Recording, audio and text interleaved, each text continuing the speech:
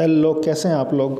पिछले जो लेक्चर में मैंने आपसे लास्ट मुग़ल रूलर पूछा था जिसकी अध्यक्षता में 1857 की लड़ी गई थी। आप सब ने जो है सबको पता ही है, बहादुर शाह जफ़र नाम है। तो इसमें हुआ क्या था, बेसिकली 10 मई 1857 को कुछ सिपाही जो है मेरठ से मार्च कर दिए थे दिल्ली की तरफ, जहाँ पे बहादुर शाह जफ़र को जो है अपना राजा घोषित कर दिया था। और बेसिकली दिल्ली और आसपास के जितने भी पूरे इलाके थे वहाँ पे बहादुर शाह जफ़र को जो है लीडर घोषित करके उनकी अध्यक्षता में लड़ाई लड़ी गई थी। और बहादुर शाह जफ़र की तरफ से कमांडर कौन था? बख्त खान, ठीक है, क्योंकि बहादुर शाह जफ़र की एज बहुत ज़्यादा थी।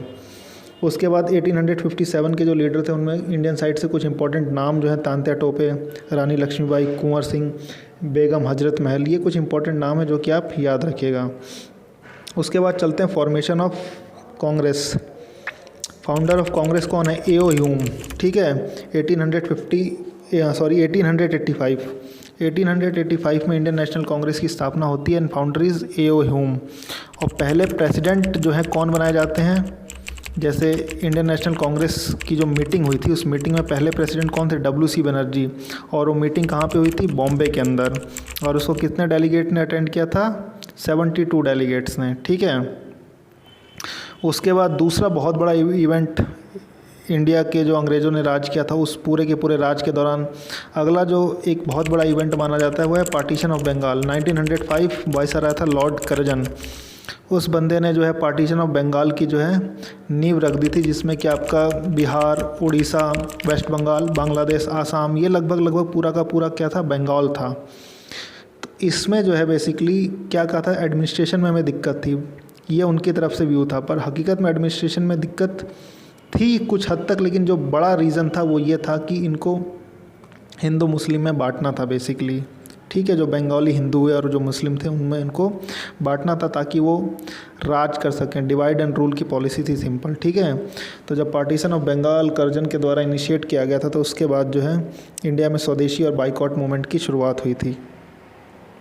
मोहनदास करमचंद गांधी इंडिया लौटे थे साउथ अफ्रीका से। कब लौटे थे? 9 जनवरी 1915। इसीलिए आप याद रखिए कि 9 जनवरी को हम क्या मनाते हैं हर साल? प्रवासी भारतीय दिवस। क्यों? क्योंकि गांधी जी लौटे थे उनकी याद में, ठीक है। उसके बाद इन्होंने इंडिया में आके साबरमती में जो है आश्रम की स्थापना की। उसके बाद इंडियन हिस्ट्री का ब्लैक डे, काला दिवस, बिल्कुल जलियांवाला मसाकर, सबको याद है। 13 अप्रैल 1919 को जनरल डायर ने निहत्थे लोगों पे जो है गोलियां चलवा दी थी। वो पूरी तरह से क्लोज था पूरा। जलियांवाला जो पार्क है, बाग है, वो चारों तरफ से क्लोज था, उसमें बहुत लोग मारे गए थे। तो जनरल डायर का मैं नाम तो आपको याद रखना पड़ेगा भाई, गोली इसी ने चलवाई थी, वरना मैं तो नहीं कहूँगा इसके नाम को आप याद रखिए, कोई इतना अच्छा आदमी था नहीं। उसके बाद अगला जो है गांधी जी ने स्टार्ट करा था नॉन कॉपरेशन मूवमेंट, जिसमें जो है सारे के सारे गुड्स, ब्रिटिश गुड को जो है बाइकआउट करने का जो है इन्होंने आदेश पारित किया था कि आप इसको बाइकआउट कीजिए। उसके बाद इंडिया में जो है साइमन कमीशन आया था और उसको अपोज किया गया था। गो बैक साइमन, किसने नारा दिया था? लाला लाजपत राय ने।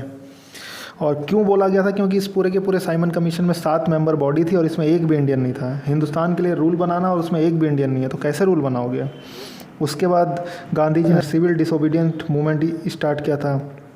साबरमती से लेकर दांडी तक जो है यात्रा की थी, ठीक है। और किस लिए यात्रा की थी? कि नमक पे कानून, नमक के ऊपर जो है आपका टैक्स लिया था, तो नमक के जो कानून था उसको तोड़ने के लिए गांधी जी ने सिविल डिसोबीडियंस मूवमेंट की जो है स्टार्ट किया था और साबरमती से लेकर दांडी तक यात्रा की थी और वहाँ पे नमक जो है बना के नमक का कानून तोड़ा था। Second round table conference Gandhi ji ने अटेंड करी थी कांग्रेस के बिहाफ पे, ठीक है। और उसके बाद सिविल डिसोबीडियंस मूवमेंट जो है एंड हो गया था। और इसमें आप देखिए इंडिया ने फिर आज़ादी हासिल की थी 1947 में, जो कि बहुत ही ब्लड शेड के साथ हुई थी क्योंकि इंडिया और पाकिस्तान का डिवीज़न हुआ था। अब यहाँ पे एक क्वेश्चन मैं आपको बताता हूँ और एक क्वेश्चन मैं पूछूंगा। क्वेश्चन मैं जो बताऊंगा वो ये है कि कांग्रेस ने 3 राउंड टेबल कॉन्फ्रेंस होते, 1, 2 और 3। 3 में से कांग्रेस ने सिर्फ और सिर्फ दूसरा ही अटेंड किया था और वो कॉन्फ्रेंस भी फेल हुई थी, दूसरा कॉन्फ्रेंस अटेंड किया था। अब मुझे एक नाम बताइए, बड़ा नाम, जिसने तीनों तीनों आपका जो है राउंड टेबल कॉन्फ्रेंस जो है अटेंड किए थे। फर्स्ट राउंड टेबल कॉन्फ्रेंस भी अटेंड किया था, सेकंड राउंड टेबल कॉन्फ्रेंस भी अटेंड किया था, तीसरा भी राउंड टेबल कॉन्फ्रेंस अटेंड किया था। और वही शख्स, सेम शख्स जो है ड्राफ्टिंग कमेटी का चेयरमैन था। अब मैंने इतना बड़ा हिंट दे दिया, अब तो मुझे आंसर आप दे देंगे। ठीक है, थैंक यू।